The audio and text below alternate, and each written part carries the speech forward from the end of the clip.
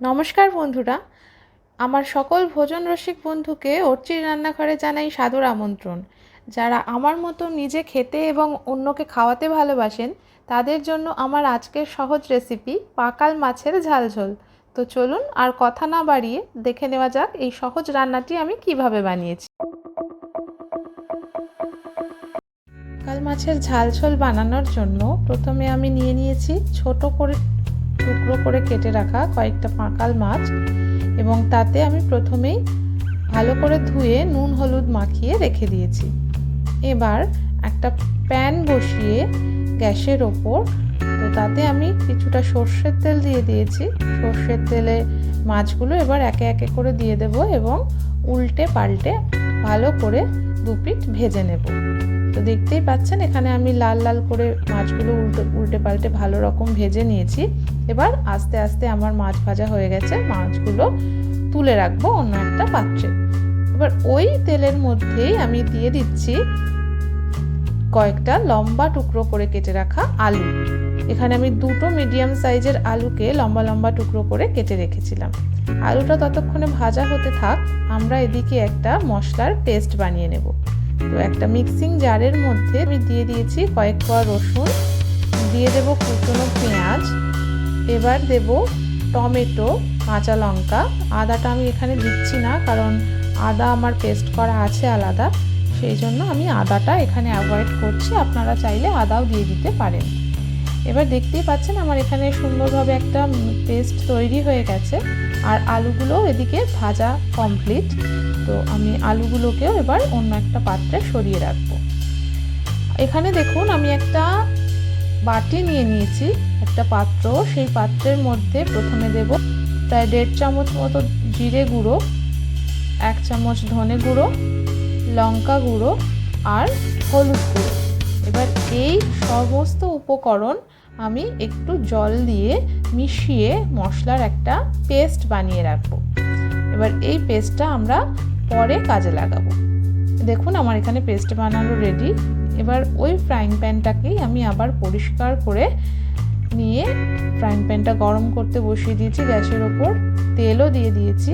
এবার তেলটা গরম হলে তাতে দিলাম কালো জিরে, 2টো কাঁচা লঙ্কা, আর এই মশলাটা যতক্ষণে একটা সুন্দর মিষ্টি গন্ধ বেরোবে তারপরে আমরা দিয়ে দেব কুচনো পেঁয়াজ।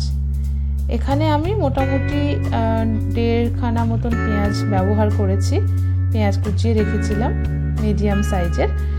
তো এই পেঁয়াজটা এবার কিছুক্ষণ ধরে একটু ভাজা ভাজা করব, খুব বেশি ভাজবো না। এবার এর মধ্যে আমি দিয়ে দিলাম ওই যে পেস্ট বানিয়ে রেখেছিলাম মিক্সিতে, তো ওই পেস্টটা, টমেটো, রসুন, কাঁচা লঙ্কা, এই পেস্টটা এর মধ্যে দিয়ে দেবো। দিয়ে এবার এই মশলাটাকে অনেকক্ষণ ধরে কষাতে হবে, যতক্ষণ না মশলাটা তেল ছাড়তে শুরু করে বা মশলার কাঁচা গন্ধটা চলে যায়। এবার দেখুন মশলাটা তেল ছাড়তে শুরু করেছে। আমি এর মধ্যে দিয়ে দিলাম সেই যে গুঁড়ো মশলার আমি পেস্ট বানিয়েছিলাম সেই পেস্টটা।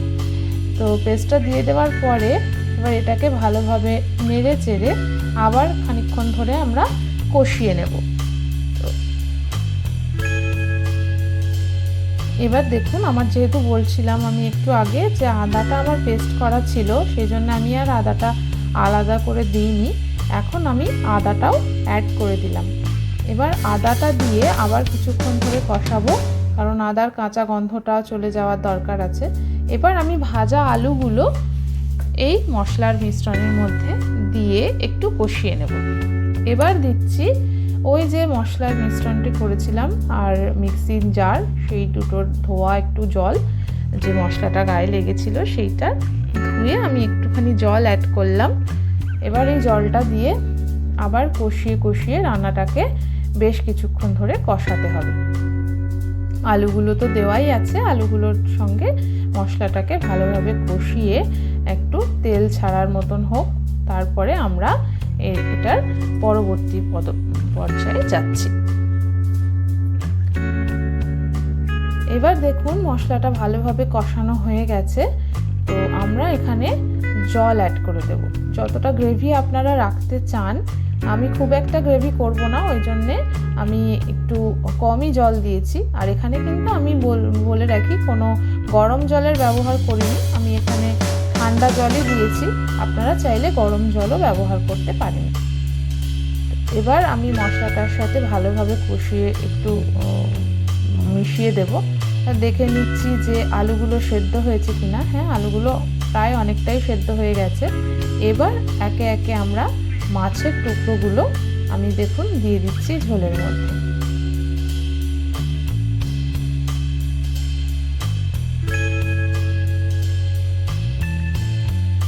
এবার এইটাকে একটু মিশিয়ে নিলাম। আমি এই পর্যায়ে একটু টেস্টও নুনটা করে নিয়েছিলাম, তো দেখলাম যে একটু নুন কম ছিল, সেই জন্য আমি আবার একটু নুন অ্যাড করেছি। আপনারা আপনাদের স্বাদ অনুযায়ী নুনটা অবশ্যই দেবেন, নুন আর ঝালটা আপনাদের স্বাদ অনুযায়ী দেবেন, যে যেমন খান। এবার এখানে আমি দিয়ে দেবো, রান্নাটা প্রায় শেষ পর্যায়ে চলে এসেছে, আমি দিয়ে দিচ্ছি একটু কুচানো ধনে পাতা আর সামান্য একটু গরম মশলা। এবার এই গরম মশলা আর ধনেপাতা কুচি দেওয়ার পরে আবার এগুলোকে মিশিয়ে ভালোভাবে আমি গ্যাসের ফ্লেমটা অফ করে দেব আর রান্নাটাকে ঢাকনা চাপা দিয়ে কিছুক্ষণ আমি রেখে দেব। গরম ভাতের সাথে পরিবেশন করলেই এই রান্নাটা দুর্দান্ত। রান্নাটা আপনাদের কেমন লাগলো অবশ্যই লিখে জানাবেন কমেন্ট বক্সে। আর হ্যাঁ, রেসিপিটা যদি ভালো লেগে থাকে তাহলে অবশ্যই একটা লাইক আর সাবস্ক্রাইব বাটনটি প্রেস করে দেবেন, আর পাশে থাকা বেল আইকনটি প্রেস করতে ভুলবেন না যেন, তাতে আমি যখনই কোনো নতুন রেসিপি আপলোড করব সবার আগে আপনার কাছে নোটিফিকেশন পৌঁছে যাবে। তাহলে আজকের মতো বিদায় নিচ্ছি, আবার দেখা হবে সামনের কোনো দিনে কোনো নতুন রেসিপি নিয়ে।